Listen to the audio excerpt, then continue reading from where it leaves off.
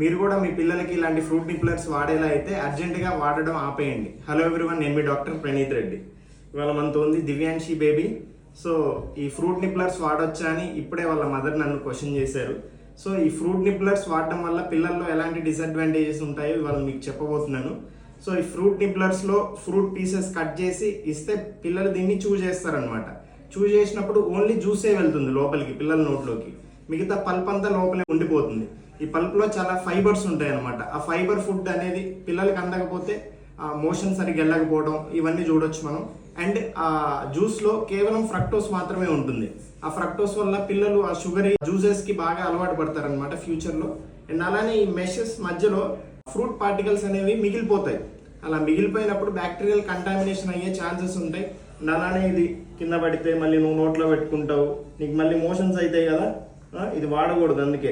అర్థమైందా? అండ్ అలానే వాళ్ళు చూజ్ చేయాలన్నమాట. ఫుడ్ చూజ్ చేస్తేనే వాళ్ళకి ఫ్యూచర్లో ఆ చూయింగ్ అనేది అలవాటు అవుతుంది. దీన్ని నిబుల్ చేయడం వల్ల, జ్యూస్ తీసుకోవడం వల్ల ఫ్యూచర్లో వీళ్ళకి సాలిడ్ ఫుడ్స్ తినడం కొంచెం ఇబ్బంది అవ్వచ్చు. సో ఇవన్నీ విన్నారు కదా. ఇవన్నీ విన్నాక కూడా మీరు ఇవి వాడుతున్నారా? కామెంట్స్లో పెట్టండి. Thank you.